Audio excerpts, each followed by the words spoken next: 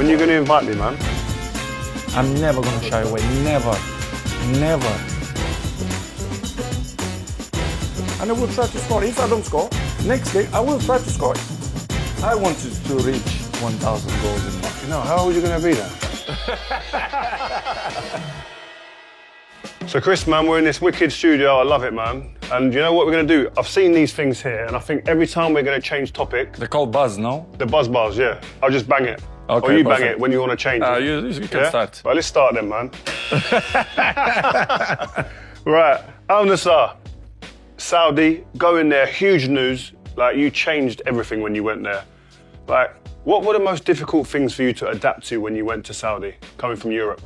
Rio, as you know, my whole life, it's about challenge. I left my house with 11 years old to live in a big city. So for me, it's easy because I changed Madeira to Lisbon, Lisbon to England, England to Italy, Italy, I'm back Spain, Spain.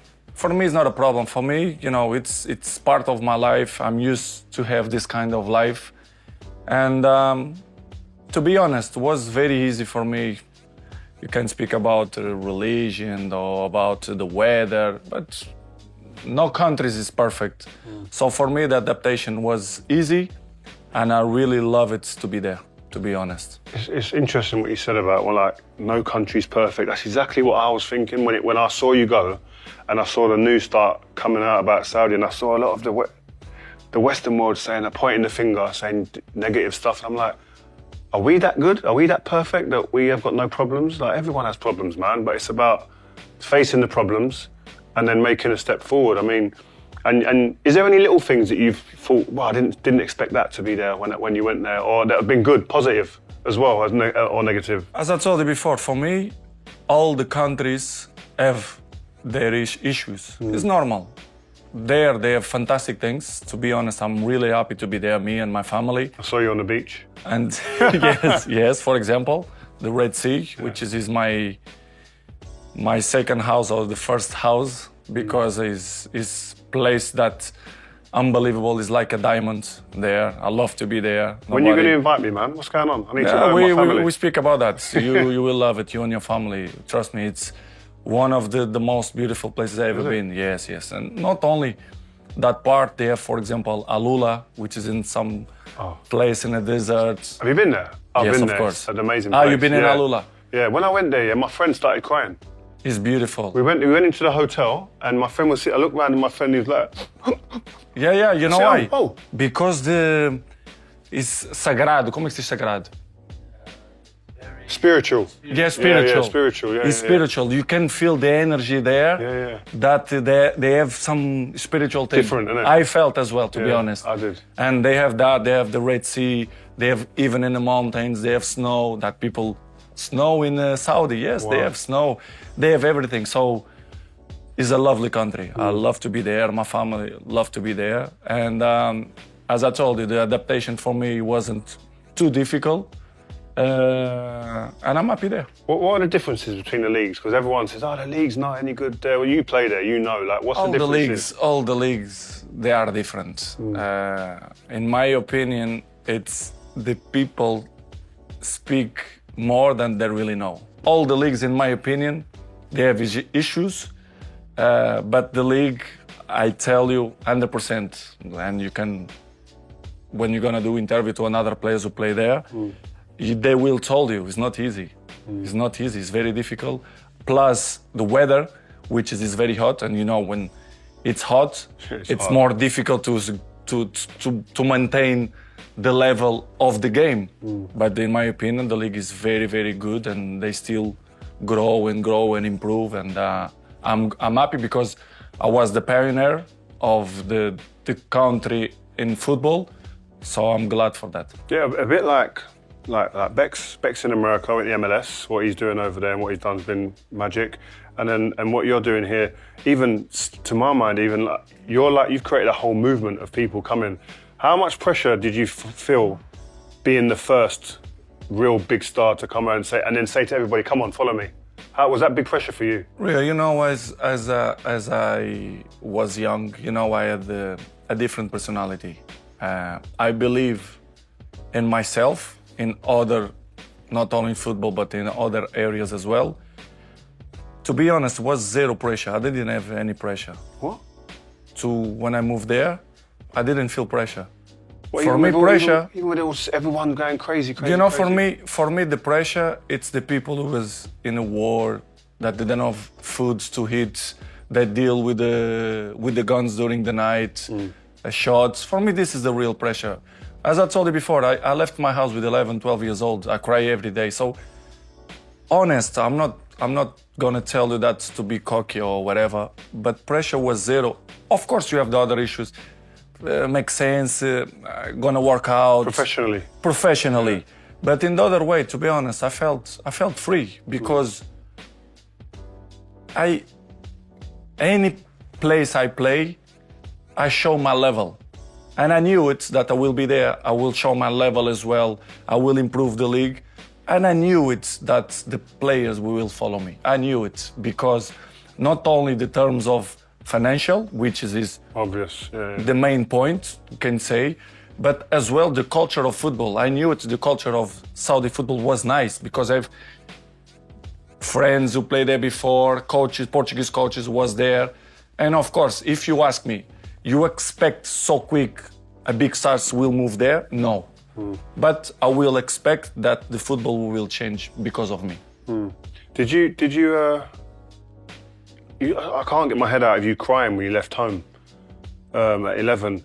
What was that whole process like and that feeling like? Because I know how close you are to your mum. Like I always, when the people ask me about you, the first thing I always say, he's a family man. And like your mum's connection with you is like mine with my mum, what it was. Like, so leaving your mum, for any young people that are watching, how difficult is that and how did you deal with that?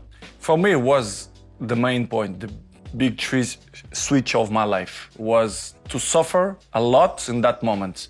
This is why I'm more willing and capable now to deal with the bad moments, which we all have bad moments. When I moved with 11, 12 years old, there was the really, really hard for me without my family, my mom, my daddy, my brothers and sisters.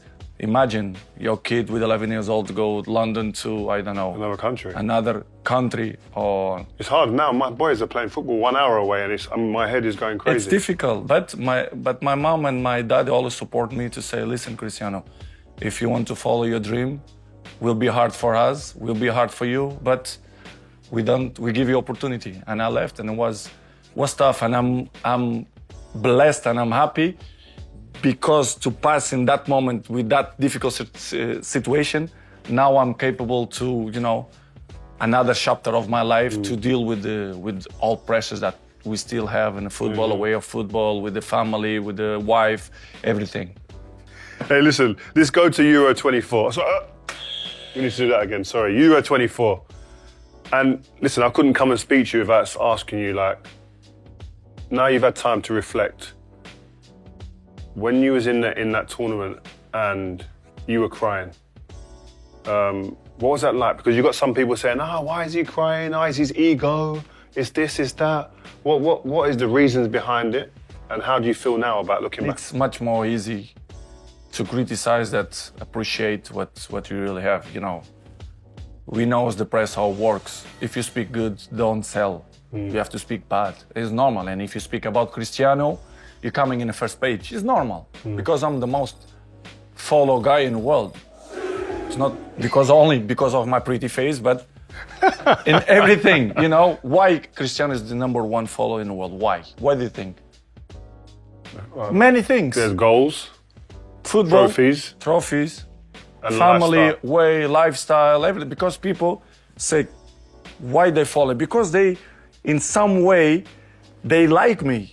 You understand? I think. And they criticize always going to exist. And it's part of the business. For me, this is not a problem. Your question was, in Euros, why are you crying? Why you cry? For example, I speak last night about that. When you have passion for what you're doing, you cannot be worried about how your feelings. If, for example, I cry the day that I missed the penalty, which is, I believe, that Oblak did a fantastic save. Okay, but let's interpret that I missed the penalty. Yeah. When I cry, it's not because I cried, because I felt that if I don't score that penalty and if Portugal will be eliminated, the world will collapse on me. Not because of that, Rio, no. It's people they don't know me. It's, imagine that the last 27 penalties you score, you miss in that period, you feel like bad from yourself. You don't even think about that. The people who come to the stadium, your kids, your mom, your girlfriend, everyone, I felt sad because of that. You think I'm thinking, I missed the penalty, but Portugal gonna falling down on me. They're gonna say that we felt because Cristiano missed the penalty. I didn't even think about that. I swear to God. Wow. I felt because I make pressure to myself. You know me. Since with 11 years old, I always make pressure to me. Cristiano, you are the best player in the world. In my mind, I'm always thinking in that way. And I put a lot of pressure to myself. You have good sides when the things go good, okay? But when the things go wrong, you feel that too because you make too much pressure to me. I make pressure to me. But I love that. I know to deal with that. But when I missed the penalty, I felt bad with myself, the fans, the family, not because other stuff that people say that it's not that. It's not I saw you looking into the crowd. Was it like your mum or your kids? Exactly. Because I know that gets me emotional. In the World Cup, I cried during the national anthem. I heard my mum screaming.